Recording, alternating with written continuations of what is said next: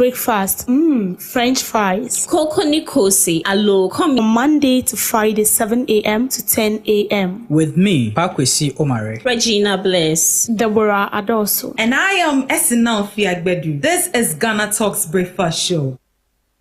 This is GhanaTalks Breakfast Show, your morning companion. GhanaTalks Radio, #1.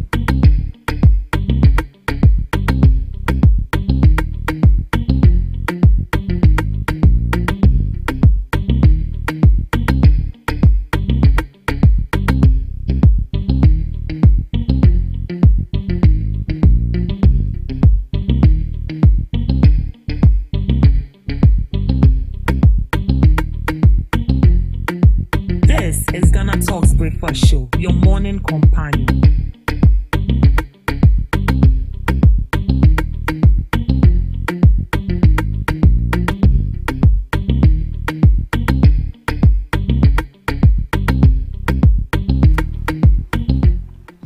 Thank God it's Friday. Good morning, lovely listeners of GhanaTalks Radio. It's yet another beautiful Friday morning, and you are welcome to the news headline review right here on the GhanaTalks Breakfast Show. I am your host, Ruth Esinam Fiagbedu, and I am bringing you the latest headlines making waves in the news, from business to politics, from sports entertainment. We got you covered with the most relevant stories and informed perspectives on issues that matter to you every morning right here on the show. And as you know, I don't do it alone. Sitting with me in the studio is Miss W. Adoso and Miss Regina Bliss. Good morning, beautiful ladies. Good morning. How is you? Yeah. Good. Yeah. The grace is sufficient. You see, when you were in kindergarten, you say, how are you? You can't say, how are you? You say, how is you? You say, it's me, it's fine. Wait. So you be speaking broken English. But you see, when your degree, you say, how are you? You get it. If you're how are you? I believe you're doing well. I trust you're doing well. You're faring well. You're faring well. All the vocabs. But back then you used to say, how is you? Yeah, welcome to the show, right? All right, so let's dash straight into our major news items for this morning. Government plans to link aviation, rail, road and water transport. The Minister for Transport, Joseph Bukari Nkpe, says government is working on a new plan to connect Ghana's four main transport system, which is the air, rail, road and inland water, to make traveling easier and faster. He explained that the goal is to build an integrated transport network where passengers can switch smoothly from one mode of transport to another. For example, a traveler could use rail to one destination and continue the journey by air, road or water without difficulty. Mr. Nkpe noted that while aviation remains the fastest option, it is expensive for many. This is why government is also focusing on improving rail lines and water transport to reduce pressure on roads and give Ghanaians more options. The minister said the long-term vision is to improve mobility, reduce travel times, and make transportation more accessible across the country, while using the strength of each mode of transport to complement the other. So this is coming from the Transport Minister, Mr. Joseph Bukari Nkpe, who said now they are going to link all four types of transportation right here in the country, by train, by land, which is the cars, by air, airplane, helicopter and all of that, and the other one will be by sea, where you have the ship, the boats and whatsoever. These are all means of transport that he said the government is looking forward to integrate that into our transport system, so there will be no pressure on the roads, because by air there is expensive. Even if you are traveling to Kumasi and you don't want to use the by land, you use by air, and it's very expensive, but mind you that is also the fastest as well. But as a country, that's not what we have it. Do you think that looking at our country as at now and looking at the states that we are as a country, we are really ready, or really need an integration transport system link, which is by air, rail, land, and water. Yeah. We are ready. No one can tell me you are not ready if only you have the necessary staff that is going to aid in you executing your plans. Yeah, so I believe we are ready as a country. The only problem we have as a country is that we bring out such a nice initiative, and then at the end we don't see how far it gets to. I don't want to politicize this, but we all remember that during the previous administration they brought out a nice initiative where they want to bring a sky train. I don't know whether you heard it. They wanted to bring a sky train where they even allocated some money for that. Yeah. It's just up to now the money we can't find it. The sky train is also nowhere to be found. So I feel like for the plans there we have it. And then looking at our system, the only means of transport now has to do it by road. And then by flight, not everyone has the money. We have people even travel from Accra to Volta region by air. They don't go by road. If sometimes from even here to Tamale, they go by air. They don't go by road. Okay, so I feel like most people make good use of the road more than the air because it's expensive. And that is actually killing us as a country because we have no other option. Just yesterday it rained, right? And then we can all attest to the fact that everywhere was flooded. You had no option, and some of these drivers actually took that as a yardstick to take a lot of money from us. So if the government is bringing out such an initiative, it's a laudable one, and I believe we are ready. It's not as if we are not ready. But do we really need it? We need it. Right. Hey, we need it, Papa. We need it because traveling by road alone it's not helping us. I've seen other countries where they make good use of the railway. Yes. And I think someone like that was telling me that with railway, you can actually wake up from Volta region and then come and work in Accra because it's very faster than the road. The rail is very faster than the road. So imagine we have a railway system in this country that is working properly. And then I also saw that they said they want to create inland water, something, where you can actually travel through water. And then they're bedded. In my country, Ghana, a country called Ghana. But that I think it will be hard, but they can actually build maybe more bridges like what we have in, is it Akosombo, or when you are going to I forgotten the place before you free Accra. Is it at Timpoku? Before you get to Atimpoku, you will cross a bridge. Adome Bridge. Thank you. We can actually get bridges like that. Something like that. Yeah, more of it because we have people who are living in an enclave where it's more of water, like Kita, like this, and those people they use boats and stuff. Some boats is any money now came. We can bring out something new that will make it very easy for them. So for me, the road, traveling by road alone is not helping us. When we bring the railway, it's going to help us. When we bring all these alternatives, it's going to help us. So that's when you wake up in the morning, you choose which one to go by. If you feel like the road will help you, fine. If you feel like the railway will help you, fine. If you feel like inland water is what is going to help you get to your destination, then you go by that. But in a way where it's like we are forced into one way, one road now, and our roads too is not like a bit far. It's one way, like a sword like this. Aside Makati Accra stretch, I don't know any other stretch that you can pass through to get to Kaswa. No, it's one way. So anytime it rains like that, I don't want to chill. You don't know where to pass. Me, I don't have money to go and be picking flights from here, from Accra to Makati. Exactly.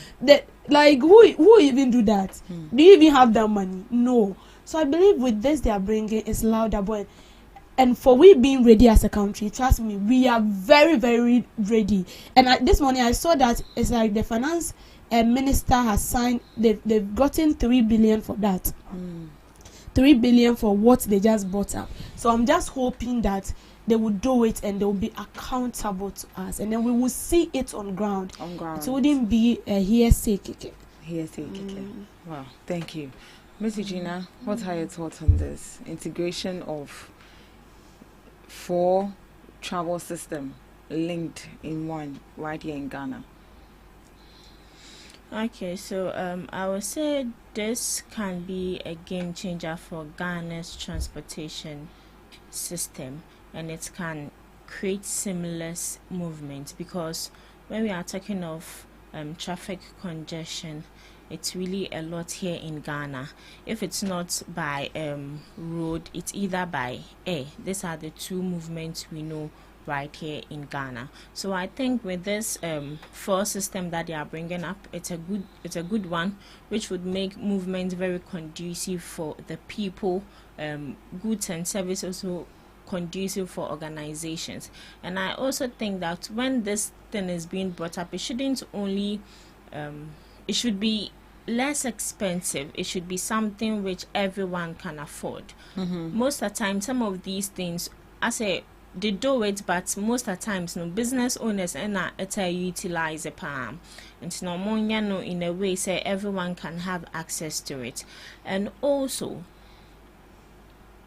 one thing I would ask is if we are ready as a country for this, because certain things like this, some things like this, it's cost inclusive. Yeah, it's very cost inclusive. And also how we would manage it as a country, the little, from what I know, the little you have, how you manage it determines how you manage the bigger ones. With our railroads example, we have railroads in Ghana here, and they're bolts and nuts. Some individuals go to this stations and take it off and sell it, making the railroad rickety, like woso.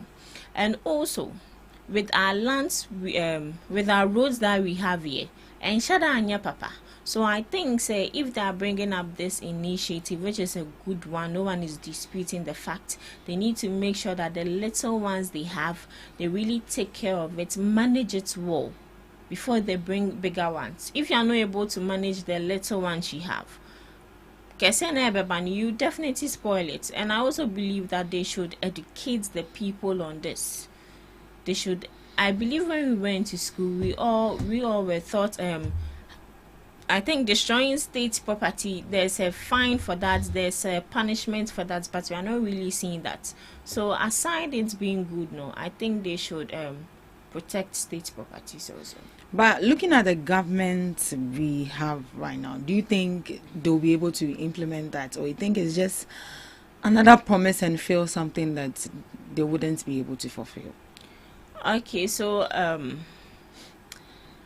when every government comes into power, they come with their own initiatives, they come with their own new plans, yes. And some of them start and leave it halfway, others do not start at all.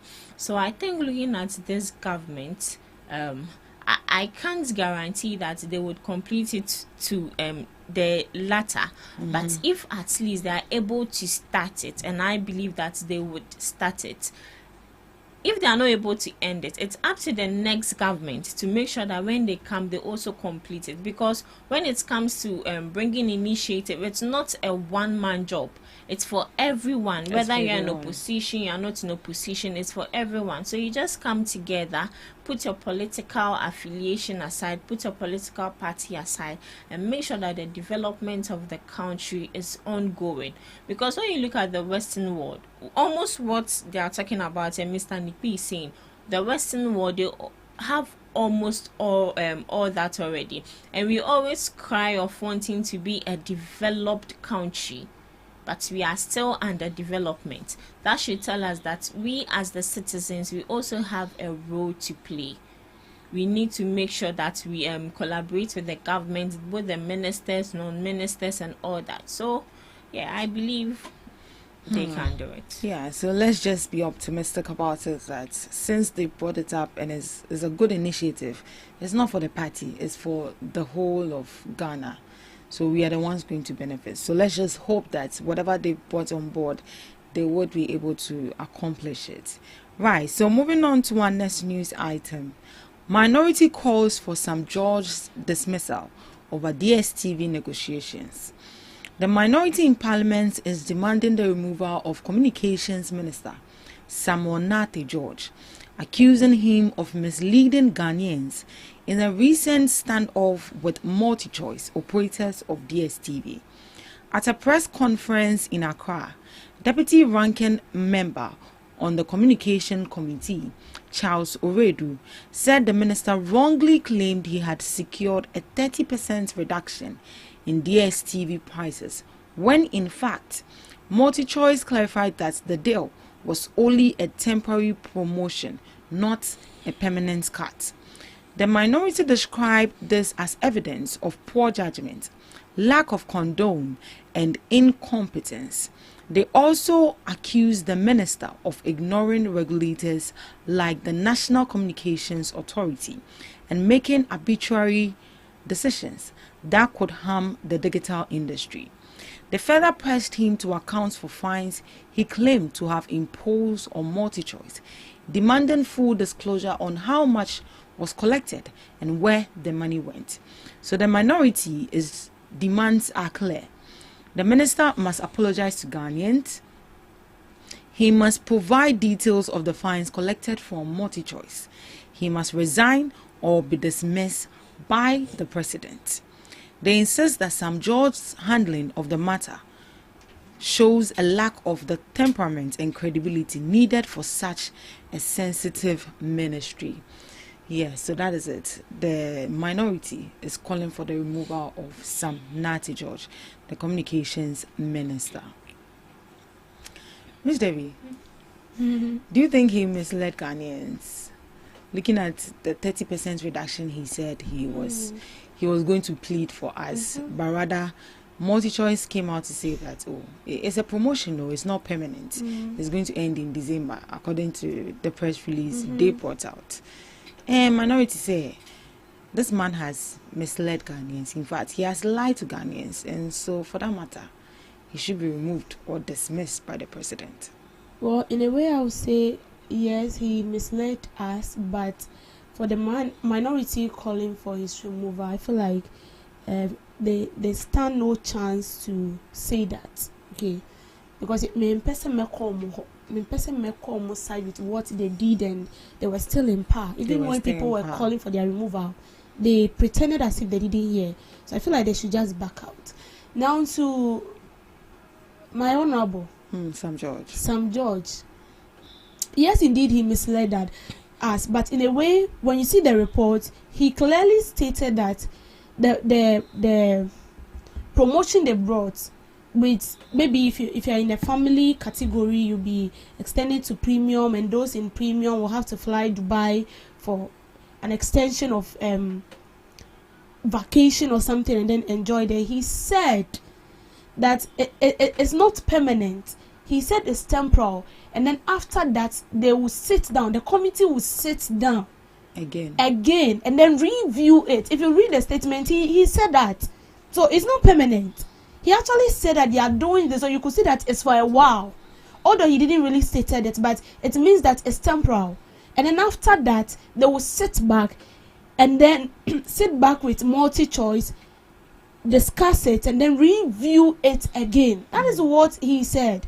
So you can actually see that this thing he has brought on board is temporary, as I said, it's not permanent. And then I've also seen a statement by MultiChoice where they also stated that it's actually a mistake when they said that, because whatever they are putting there is in line with the communication they had with the Ministry of Communication.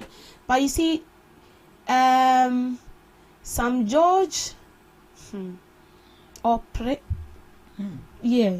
me put it that way, or pray too much, okay? Because you told us that you are going to reduce the price. You told that you are going to slash the price by 30%. That is what you said. And as usual, we are going to hold you by your words. That is what you said. So we are expecting that. Although there have been reduction, but yesterday we said that the reduction was 1.5, 100 cedis, 50 cedis. It was 1.5. It wasn't something that big, but then at least, why be dear? But I feel like you shouldn't conclude or give a fixed, is it a fixed price or a fixed reduction when you know perfectly well that from the beginning these people were not even willing to give in? That has to do with the MultiChoice. They were not willing to give in because you keep on giving them time. It's because the time was like, I've extended it to next month, extended it to next week. Okay, we are giving them a grace period of 3 weeks. He did that for some time. So they should clearly tell you as a minister that these people are not willing to give it. So you are not supposed to come out and then give us something that is very fixed, which you know perfectly well that we are going to hold it against you. It is your own words. It is stated. So in a way, I don't really blame the minority, because what you said is what they are now standing on to, accuse you of. Because you said it. You said 30%. Why then do you come back to tell us that, oh, yeah, what they are saying is that if your family, you upgrade, if you're on this stage, you upgrade. That is not equally what you told us. So for me, the little thing I can say right now is for the minister to calm down. Okay, calm down. And as it is being stated that the Ministry of Communication is a sensitive one. Yeah. And so long as you're a minister of communication, you should know how to relay information out there. It's very sad if you hold a position and people are now telling you what to do. It means you yourself, you don't know what to do, or you don't know your right from your left, and they are now telling you what to do. But the president giving you that position actually knows that you are capable. They doesn't want to give you a position if they feel like you are not capable. They hand over a position to you because they've tested you before. They know your capabilities. They know what you can do. That is why they entrust that position into your hands. So if they entrust that position into your hand, you should not fail them or put them down. Now, this is not about the question you asked me, but then I just want to chip in this. I don't know whether you are aware the French country has bought a part of DSTV. No. Yes, they bought it, and then I've heard people saying that some judge was supposed to come in and then talk to these people so we can own something as African, and they are right. I'm not diverted. I just want to bring something. They are right, because you see, we have CNN, we have BBC, but when you look at Africa, we don't really have. Do we have any TV station that actually binds every Africa, that is mainly for African news? Everything that is going maybe in Nigeria, something that is going on in Ghana, something Burkina Faso, and then it's being broadcasted out there. No. So I feel like it's the right thing.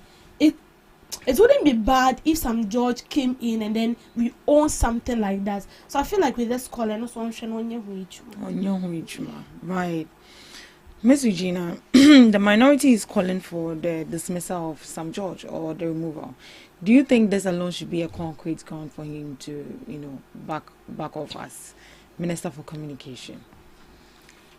In line of duty, we face one or two challenges. Yes. And this shouldn't be something which everyone is calling for the Minister for Communication to either resign or be sacked. When you look at the minority, they've also done things which people have called for their dismissal, and either they resign or they are being dismissed. And up till now, they are still in power. Not in power, but they are still in position. They are doing their job.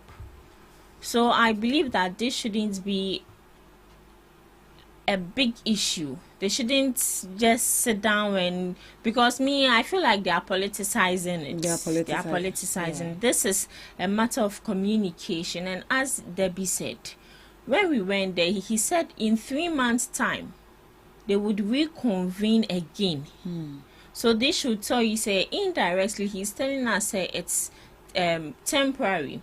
When this issue came, we all were angry, because it wasn't really communicated well.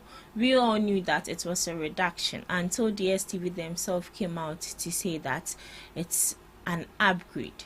And I saw on social media, especially X, where people have started already tagging some judge and creating a flyer of him, saying that DSTV has a new employee now. He's the head of marketing. So when I saw it, I was like, so is this real? And so I saw internet true or be. So the only thing I would say is Minister for Communication, some judge should come out and clarify things, because up till now I've not heard anything from him. I understand. Maybe say it's here because everyone is on you. In fact, almost 90% of Ghanaians are on you. So I understand what he's going through now. But this shouldn't be something which we should prolong for too long. And it's also not an issue where we should call for his dismissal. We've seen worse from certain people. We've seen worse from certain ministers. But the only reason they are really dragging this man is because of his, should I say, personality also, how he carries himself and how he I think the last time he said he's not confrontational or something, but people seem to be confrontational. So I still stand by my point. This is not an issue which should cause his dismissal or resignation. It's just all about communication and sitting down and communicating with these people. Would you also say that at this point he should step back and then allow a neutral body to, like take over? Maybe it could be like someone from the Ministry of Communication, but it shouldn't be the minister himself. But it should take be over the DSTV. The DSTV, the whole communication thing going on between He's them. the Minister for Communication. It should be the Minister of Communication. But here lies the case. The minority are also saying that they didn't even involve the National Communication Authority, and then it looked like it was kind of like would I say an authoritative something that he went on board to do, because they are all part of the communication ministry. So they were even supposed to all be in the meeting together to do the negotiation. But it look as if we're only hearing of some George. I'm not sure some George as a communication minister will just stand up on his own authority, right? Gives out a directive without communicating with the people, the board members he's supposed to work with. And let's not forget that the minority, they are there for propaganda. And definitely whatever they would do to make sure that they bring you down is what they would do. And we know that for that. Yesterday when I saw this, someone was like, so because of some judge, they did a press conference. They did a press conference. And someone was like, so because of some judge, you are doing press conference, then it means these people, they are really up to something. So trust me, some judge will not just wake up and they feel like, I'm going to do something without communicating with the right people. No, he wouldn't do that. The minority are just, it's a propaganda. That's how I see it. Yeah, it's a propaganda. All right, moving on to our last news item. Government committed to fighting corruption, Dr. Amoako-Hene. The Ashanti Regional Minister, Dr. Frank Amoako-Hene, has reiterated government's commitment in stamping out corruption, stressing that it remains a major obstacle to Ghana's development. Speaking at a stakeholders forum on corruption in Kumasi, Dr. Amoako-Hene said the fight cannot be won by government alone and called for active collaboration from citizens, civil society, traditional leaders and the media. The forum was part of ongoing consultation on the new National Ethics and Anti-Corruption Action Plan from 2026 to 2030, which replaces the NEACAP from 2015 to 2024 that ended last year. The new plan is designed to strengthen integrity systems, deepen transparency, and foster accountability across all sectors. Chairman of the AU Advisory Board Against Corruption, Edem Senanu, also addressed the gathering, highlighting that ethics and values are crucial if Ghana is to make lasting progress in curbing corruption. He warned that corruption continues to drain vital resources from health, education, and infrastructure, worsening inequality. Stakeholders at the forum agreed that beyond enforcement, Ghana must cultivate a culture of integrity, empower citizens to report wrongdoing, and ensure strong political will to sustain reforms. The 2026 to 2030 plan will guide Ghana's anti-corruption strategy for the next 5 years, focusing on prevention, ethical leadership, citizen engagement, and inclusivity in governance. And that was coming from Dr. Amoako-Hene, the Ashanti Regional Minister. And he says that government is committed to fighting corruption. Ms. Regina, do you think we are really fighting corruption? Government is really committed to fighting corruption? Because you've seen Operation recover all loot, and then we've not heard from them again. Okay, so with fighting corruption, as Dr. Marco Hene said, it is not the sole duty of the government to fight corruption, but this is a collective responsibility. When you are reading it, one solution that just dropped in mind was, especially when it comes to the Ghana Police Service, these police officers receive bribe a lot. So I think it is high time these drivers start videoing the police officers. Once you want me, or in fact, once you start watching me, my starting video, and you actually, some cars already have cameras in there, so whatever that is going on, they have it recorded. I think it would really help. They'll start releasing the videos, and at the end of the day, you'll be disgraced, and it will serve as a deterrent to other people. But once a criminal, always a criminal. Always a criminal. They'll find improvised ways to still take from these people. So when it comes to corruption, it's a collective responsibility from the government, from the presidents, from the ministers, from the assemblymen, and to the ordinary Ghanaian, and even to the children and teachers, doctors, everywhere. Because in every sector, there is corruption. So it's a collective responsibility. And it's before it starts with collective responsibility, the government has a major role to play, because the corruption starts from up there. If you are not making sure that your people you've appointed to be ministers have stopped corruption, then how much more we, the ordinary citizens, we would also indulge in it. And no corruption idea, you can't say aban idea, why already say obey track corruption, but the ordinary citizen and the ministers, it starts from our mentality. Oh, today, dear, I've decided that from now on going, I've set a target for myself. I wouldn't be corrupt for 10 years to come. And you can achieve it, but after 10 years, continue. We have an award, especially for those who indulge in alcohol. You want to be sober for some period of time, so they set a target for you. If you want to be sober for 3 years and you are able to exceed that 3 years, an award is given to you, and you hold on and look up to that award. So I think it's high time they start appreciating ministers who are not corrupt. Yes, and I think in a way it would help. But corruption, no matter what, it will still be in the system. It will still be in the system. But you just have to manage it. You can't curb it. Want to mean twice here, but you can manage it. Yeah.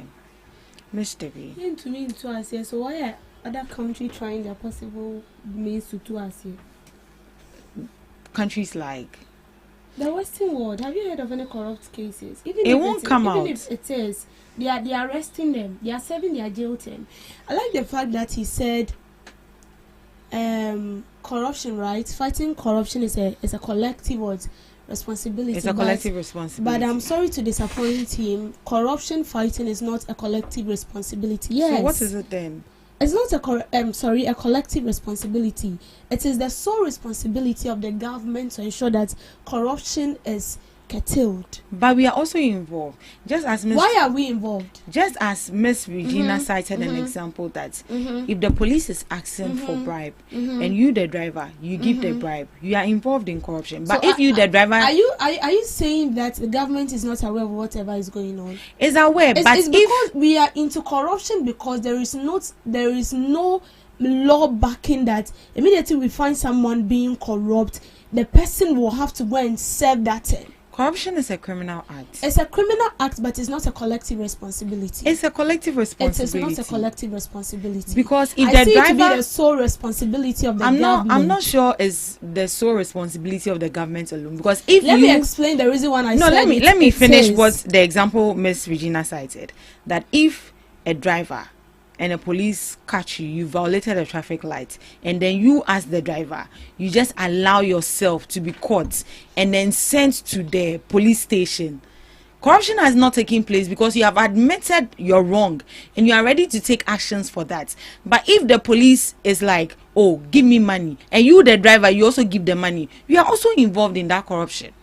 and you can be caught. And you can be caught. And even if the police doesn't even request for it, and you, the citizen, you deliberately decide to give the police money, you will be caught. That's also a responsibility that, you know, as a citizen, you have to look out for. But Madam Chairwoman, you didn't convince me enough.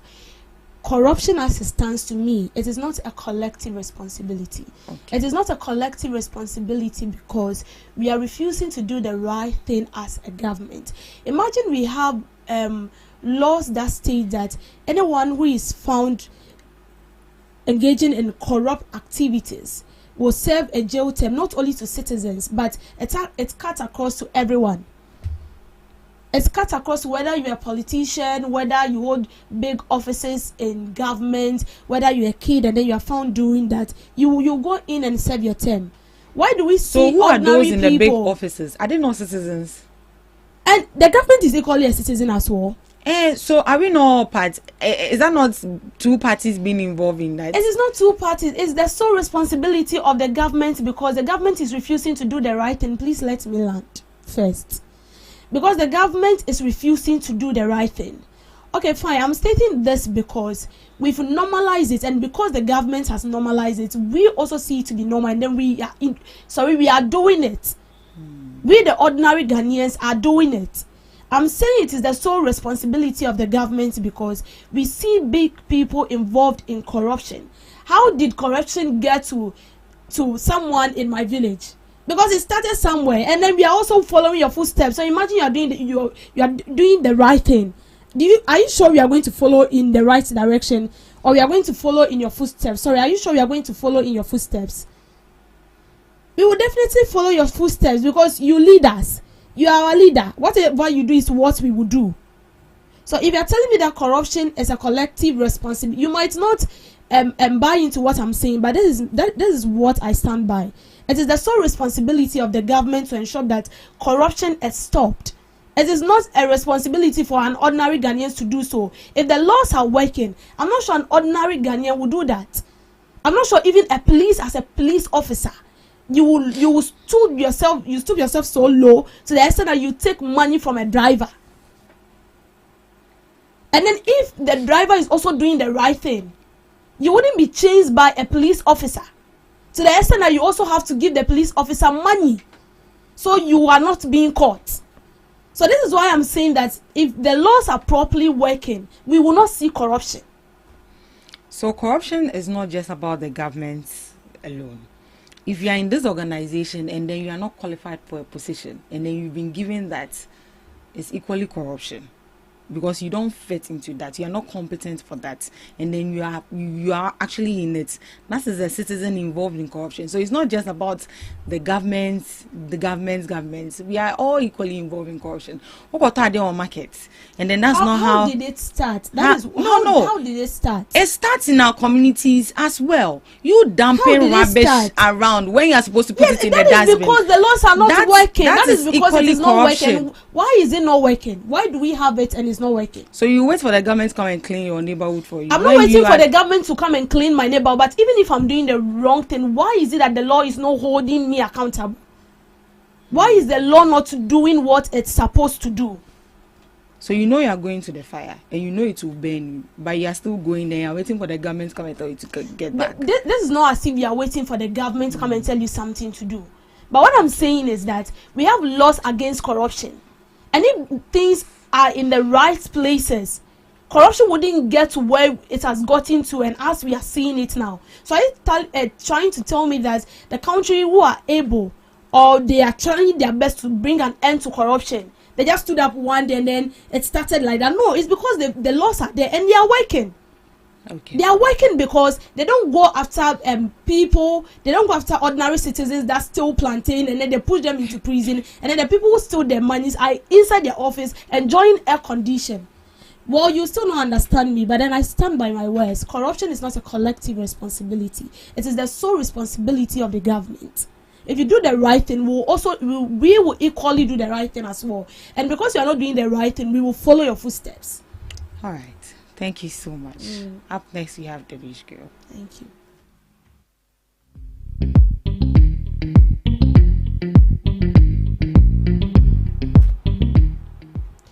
Welcome to Debbie's Grill, where we talk about issues that matters to the state, void of politics, fear or favor. The Kole Klote Member of Parliament, Dr. Zaneto Agyemang Rawlings, has challenged Ghana's inability to enforce basic laws and discipline, pointing to examples from countries like Singapore, Rwanda. In an interview, she lamented what she sees as a growing culture of irresponsibility among leaders. You are not allowed to chew gum in Singapore, whether you are a visitor or whether you are from Singapore. Whether you're a VIP, no exceptions made. You are not allowed to chew gum. It is as simple as that. You cannot take plastic to Rwanda. There are certain tough decisions you have to take in order to have governance be good. Dr. Agyemang Rawlings cautioned that Ghana's democratic space is being reduced to a cycle of elections with little attention to values that build a strong society. According to her, the disconnect between leaders and citizens has eroded trust. We are steadily moved away from this sense of being a part of the team to being outsiders of governance. When you don't have a leadership that is willing to bring the people along and expect more of people, you create a feeling of, well, what difference does it make anyway? She also criticized political populism, which she argued undermines integrity in leadership. So, well, this is basically equal to what I was saying. You see, we lack discipline and order. We have the laws, but they are not working. Are you trying to tell me right now that the laws we have, if they are working, you will stand up and then you do everything, like you do anything you feel like doing just like that? No. See, I know we all know the right thing from the wrong. But you see, when the laws or the rules are not working, you do anything anyhow because you feel like no one will come and hold you accountable. You feel like you wouldn't be disciplined. And so you do things anyhow. Now, the Member of Parliament for Kole Klote is saying that when you look at my country called Ghana, we lack discipline and order. And it starts from there. It starts from there. You know, this is saying that states that charity begins at home. Charity begins at home because whatever you do from home is what you send outside, right? And what do you do at home? You wouldn't tell me that you don't have parents in the house. You do have parents. How you are treated, how they control you, how they discipline you is as a result of how you are living today. If your parents should discipline you very well, maybe you live in a house where you cannot do this, maybe 9 o'clock you don't go out. If your dad catches you outside, what he would do to you, maybe you'll be lashed or something, 9 o'clock you don't go out. That is what we call disciplined. Now when you come to my country, relating it to what she is saying, there is no order. And it's true. The country, we don't have, like, we don't walk by orders. We don't even have order. We are walking by that. We are not disciplined. And she made a statement. When you go to Singapore, you can't chew gum.